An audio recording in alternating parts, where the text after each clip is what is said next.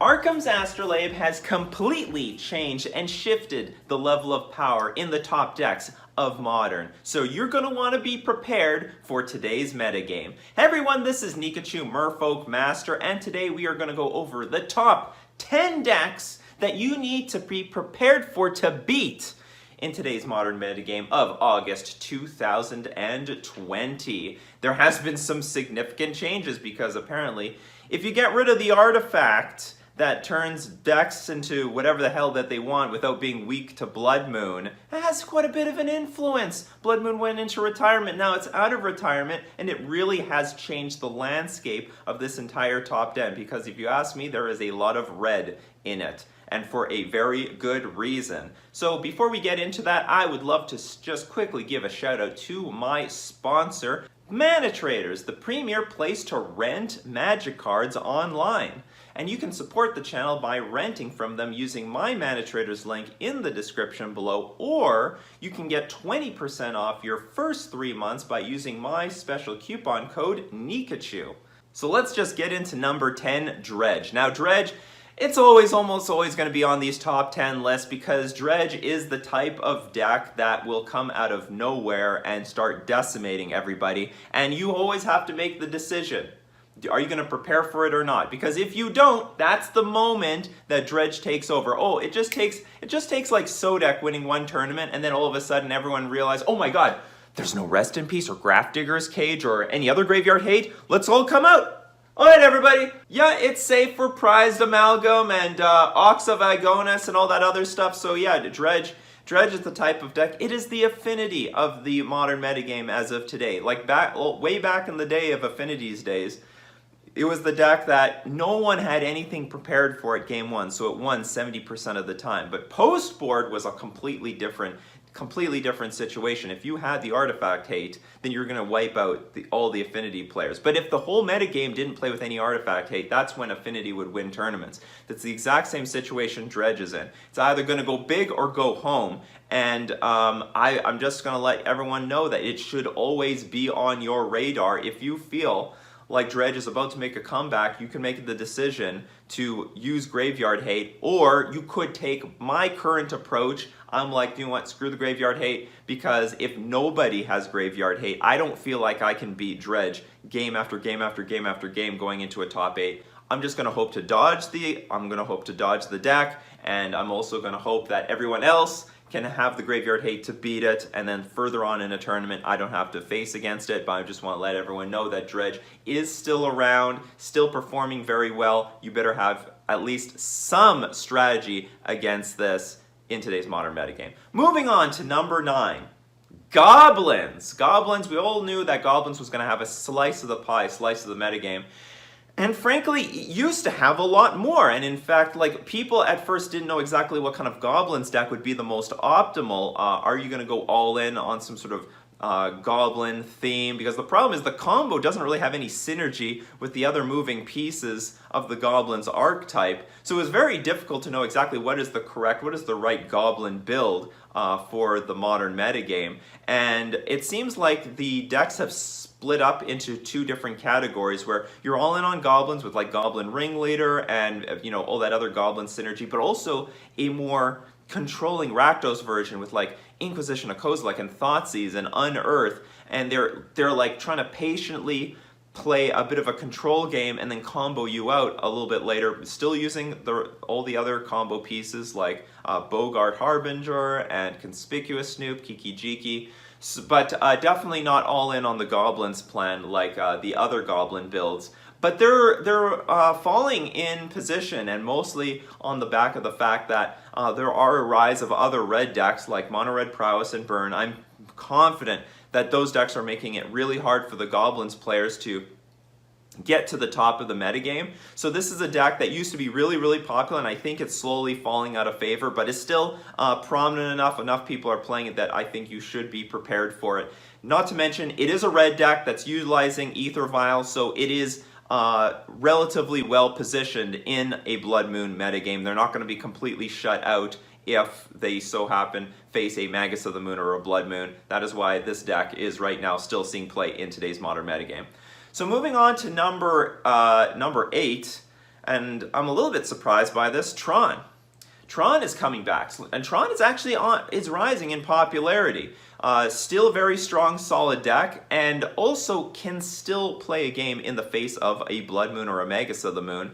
They're not thrilled about seeing it. They don't want to see a Blood Moon, but you know what? Do not underestimate the power of Tron just making land drops. Land drop, land drop, land drop, land drop, Worm Coil Engine, or even turn 3, Oblivion Stone into turn 5, wipe everything off the board, and then get your Tron game going. It's still a very powerful, effective strategy, even in the face of a lot of Blood Moons. However, like the Ponza deck, Red-Green Ponza, has a sufficient amount of power backed up by their Blood Moon that I don't know if the Tron deck can stabilize before they get raced. Very interesting to see how that's going to pan out. But I think the main reason Tron is on the rise is because it's basically the budget deck of Modern. It's a very powerful deck that's on a budget. It's sort of weird saying that, but now thanks to Double Masters, the prices of the cards are collapsing. A lot of the Tron pieces are very cheap and affordable. I think the most expensive card in the deck is basically Karn the Great Creator, a playset will run you something like $160 or something like that online. And you don't even need to play with that package if you don't want to. So Tron, even with that, it's still like under 300 ticks. So it's a very affordable deck and still a very, very powerful deck. And then if you play without Karn the Great Creator, it's even more cheap. So it's an accessible way of playing Modern while not being too expensive, and still has good matchups. You know, still beats up on Eldrazi Tron, still has good game against like Uro Control, etc. So do not underestimate Tron in August of 2020. So moving on, we got Death Shadow. Death Shadow's, there's always going to be a black-green X deck on this top 10, and very regularly it's going to be Death Shadow. And we see actually all variations of Death Shadow seeing play right now. We see Grixis, we see 4-color, sometimes Jund, but so there's a lot of flavors of Death Shadow that are being successful, and I would actually say that Death Shadow is underrated right now. It is putting up really good results in the open events, like the Modern Challenges and the preliminaries. It's doing very, very well under tough competition, and I think it is underrepresented probably in the leagues. So if you're trying to win a big event, you better be prepared for Death Shadow. It still has a really good proactive Game 3 kill you plan, so it's not going to be as it's going to get the job done. You know what? There's a lot of dirtily decks on this top 8. On this top 10. And Death Shadow says, you know what? I'm probably one of the fastest decks out there. I can compete with all the slower decks and with the faster decks. I've got the disruption, I got the removal, the hand disruption. So they're pretty well positioned in my opinion. So I think the deck might be difficult to play, but it's got the results at the higher levels. And I think it's one of the more underrated decks, but because it's not so heavily played, I can't put it higher up on this list. It's definitely not going to be, the metagame's not flooded with Death Shadow at the moment, but I think it's actually one of the better decks right now, and definitely one of the decks you still have to beat right now. So moving on to number 6. We're moving on to number 6, Stoneblade. I don't know how I feel about this deck. Now we all know that since the banning of Arkham's Astrolabe, there was less reason to go full blown out control, and if you're playing a blue-white deck, you can now play with Stoneforge Mystic because it's just a practical choice. And certainly, Stoneblade decks have a lot of overlap with control elements, of course. However, I just don't see Stoneblade doing enough at the top level, like in the open events, given the volume of people playing it. Now, it's definitely on this list because a lot of people are playing Stoneblade. There are a lot of Stoneforge Mystics out there. So make sure you have a plan for Stoneforge Mystic, for Batterskull tokens. Spot removal is very good because you can undermine a lot of their work. 2 mana for Stoneforge Mystic, 2 mana to put Batterskull in play. You kill the Germ token, then they have to sink 3 mana, bring Batterskull back, pay another 2 mana, and in that time they could be completely dead. I can understand why it's not breaking through at the top level because, decks like Burn eat up Stoneblade pretty well. I mean, if you play like Stoneforge Mystic and it gets Searing Blazed, who cares about your Batterskull token? Who cares about the lifelink from Batterskull? It's never going to enter the battlefield. It's never going to be a thing. And not to mention, like, I do recognize in the past that Stoneblade players overestimated the life gain that they get from Batterskull. Like, oh, I got Batterskull and Stoneforge Mystic in my deck. I don't need to be prepared for Prowess or Burn or anything like that. Wrong! You're dead wrong about that. So it's because they can just kill your Stoneforge Mystic, and then all of a sudden, oh, this is actually a 5-mana equipment that's not going to enter the battlefield. Oh, I'm dead by turn 4. So Stoneblade, very, very popular deck right now. I think it's a little overrated. And I can see why based on this this top 10 list. So you still have to be prepared for it, make no mistake, and still a strong deck. Make no mistake about that. I think it is a very difficult deck to play, so if you want to get the full value out of Stoneblade, you better be a very smart, cunning Stoneblade player and account for the metagame properly and be prepared. So anyway, Stoneblade is number 6 on my list of the top 10. Moving on to number 5, Eldrazi Tron. Oh my, how the mighty have fallen, Eldrazi Tron. I had Eldrazi Tron up there for like number 2, like for forever, because Eldrazi Tron was such a strong, solid deck, super powerful, proactive, with a lot of good prison elements between Karn the Great Creator and utilizing Ensnaring Bridge and also Chalice of the Void. Very strong deck that could utilize the Tron lands. But now Eldrazi Tron is falling hard because now it is a Blood Moon metagame, and certainly Eldrazi Tron can somewhat compete with a Blood Moon on the battlefield, Expedition map to find a waste, but not in the face of proactive power. And the red-green Ponza deck is exactly what it does. It's a strong Blood Moon deck. If they play Magus of the Moon or Blood Moon, and they back it up with Colossus, with Glorybringer, Bloodbraid Elf, and to Season Pyromancers, that's going to be too much. Eldrazi Tron cannot waste too much time. Not to mention, I think the effectiveness of Chalice of the Void is starting to wane. You know, we see the evolution of the Prowess decks right now. They are running things, they're like running Abbot of the Carol Keep and Kiln Fiend, so that they are diversifying their holdings to not be so weak to a Chalice of the Void like they used to. Not to mention, you know, we're going to get into it later, but like the Rakdos version plays with Kolaghan's Command. So they have more answers to Chalice of the Void than there were before. So Eldrazi Tron, the metagame doesn't look very ripe for it anymore. And still going to be a solid deck, I predict, but it's actually like losing in popularity relatively quickly. It is not performing in the top events because I think the road has been paved for Blood Moon. And if it is right now a red deck's metagame, if you are utilizing red in any sort of way, you are advantaged significantly, and Eldrazi Tron is not advantaged in that manner. Still strong, solid deck all the time. I definitely look at it like some other Black-Green X deck, something like Death Shadow, that's just sort of always around because it's such a strong, powerful deck, a lot of plans attached to it, and maybe there's still some room for Eldrazi Tron to innovate, to compete for the top spot, but for right now it's sort of hurting, and yeah, dropped down by quite a bit on the list thanks to the banning of Arkham's Astrolabe. So moving on to number 4, and I didn't really think I would say this, Burn. Burn's moving up. Like I said, Blood Moon has now paved the way for the red decks. That's good news for Burn. That is just very, very good news for Burn. Burn's happy.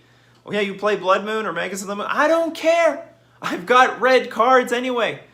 And if I have Boros Tron in hand, I'll just burn the stupid Magus of the Moon away. So Burn performing incredibly well. Also, it helps a lot that the deck has relatively good game against the Prowess deck because it's doing a lot of similar things but tempos them out with things like Searing Blaze.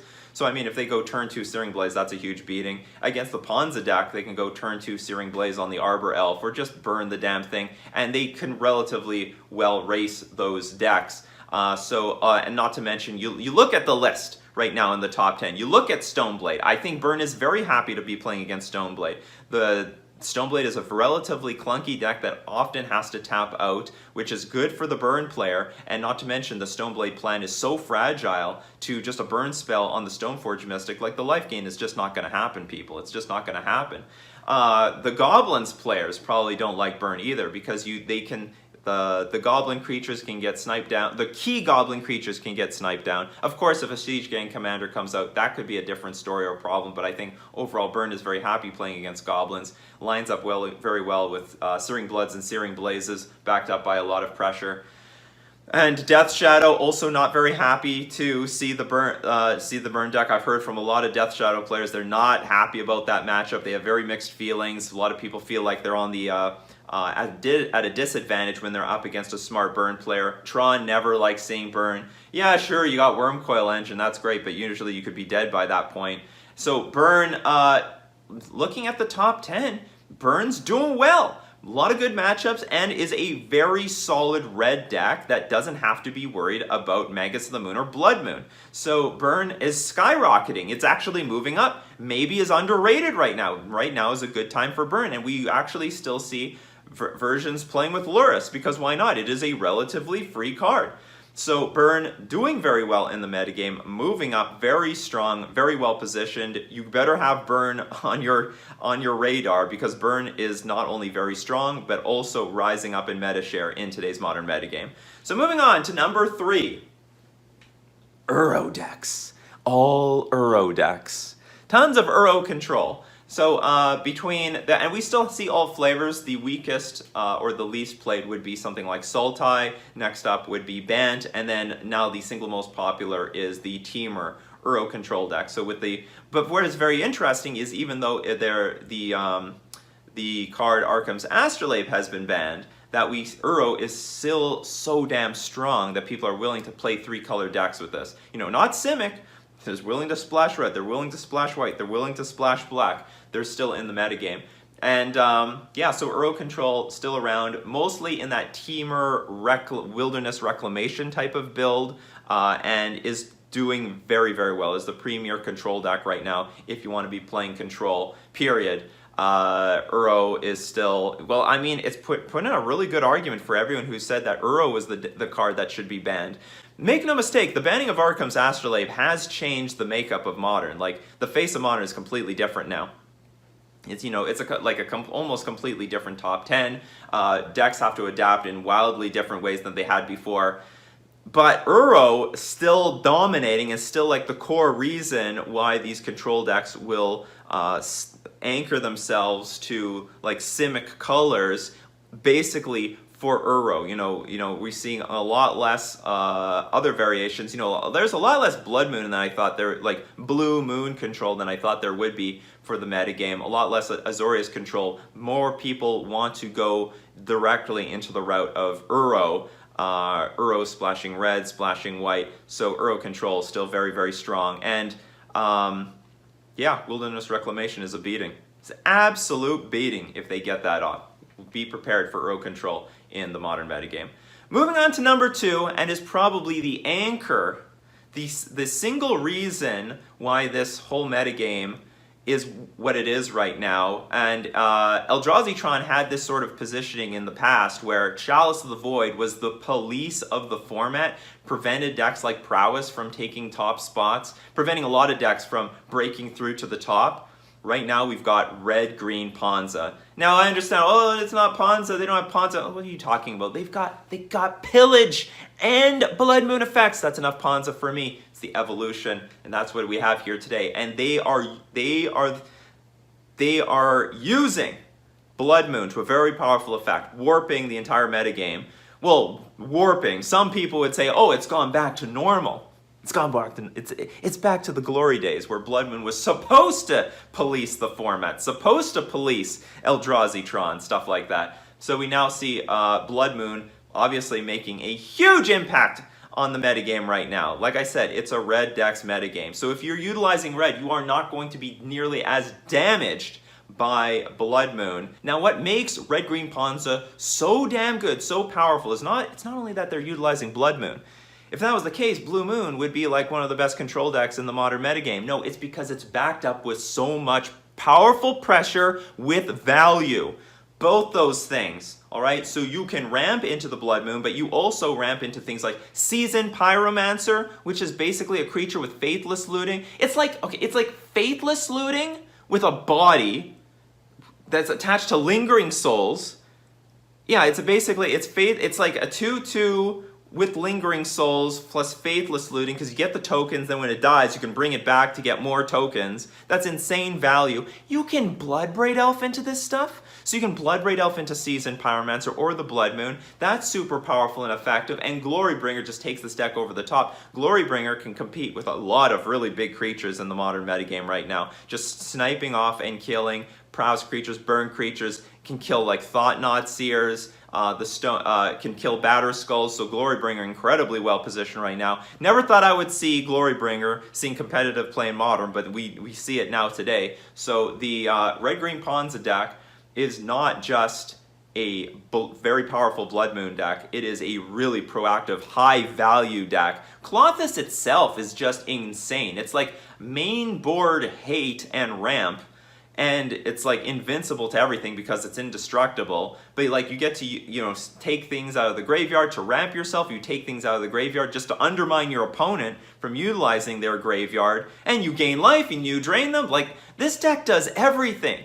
And so this is going to be a really defining deck in the modern metagame going on into the future with Arkham's Astrolabe being banned. Because these Ponza effects, the Blood Moon, the pillages, it's going to take a beating to Eldrazi Tron, to regular Tron, to any big mana strategy, to Amulet, to like all those big mana strategies that you've hated for years is now going to be policed by this red-green Ponza deck, and it's no slouch. Like for example.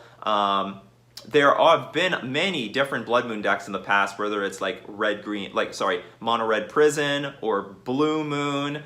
They are much more patient decks, and even if you lock them out with Blood Moon, there is a chance that they can, the locked out deck will get back into the game by drawing the appropriate basics or by drawing the appropriate answers to the Blood Moons. However, Red-Green Ponza doesn't give you that time, alright? So when you get Blood Moon, you're on a very short clock, you're going to die soon.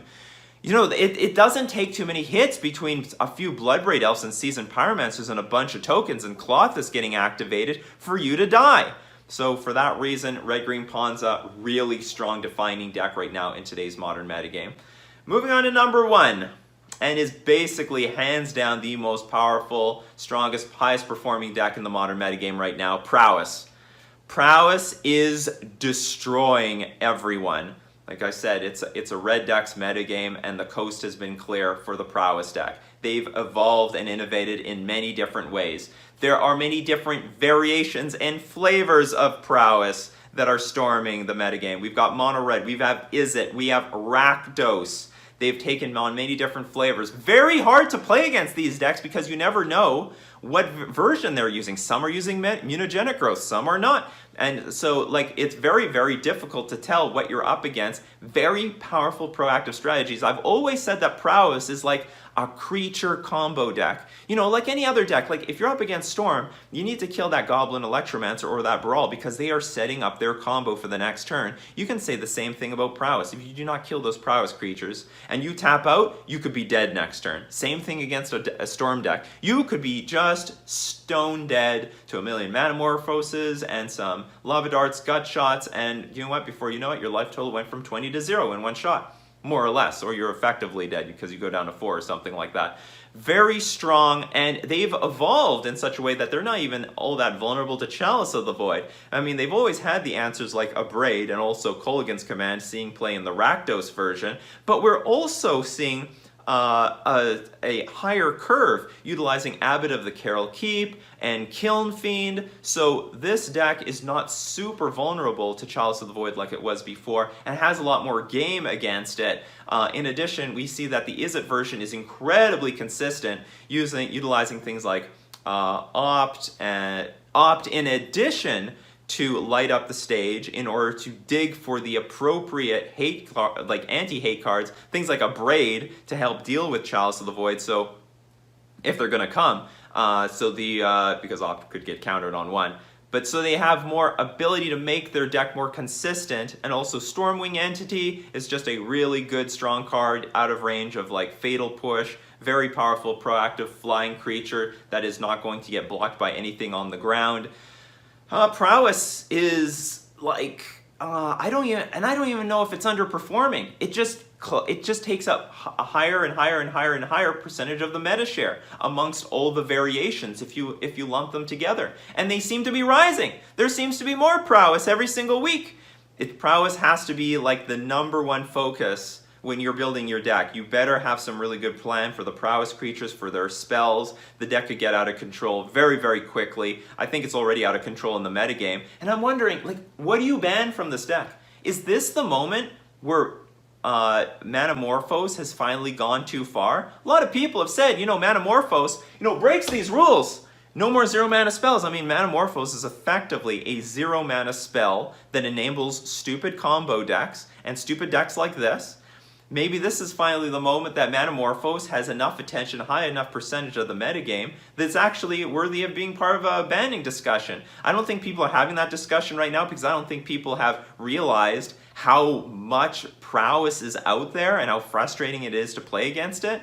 But I recognize it immediately, and I think over the next few months, if nothing changes, and I don't really, with Eldrazi Tron moving down and less Chalice of the Voids in the metagame, and with Chalice of the Void not even being as relevant as it was, like it was against past versions of Prowess, we may not see anything or anyone slowing down the Prowess deck, which obviously has game against everything. Lava Dart is amazing in the format right now, sniping off all the goblins, creating extra Prowess triggers for all the millions of creatures onto the battlefield. So it's like the deck is super fast, explosive, resilient.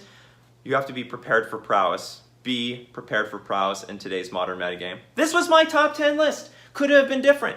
Did you agree or disagree? What would you change? What would you include if you think it deserves a spot in the top 10? Let me know in the comment section below. This has been Nikachu, Merfolk Master, giving you my top 10 modern decks of August 2020.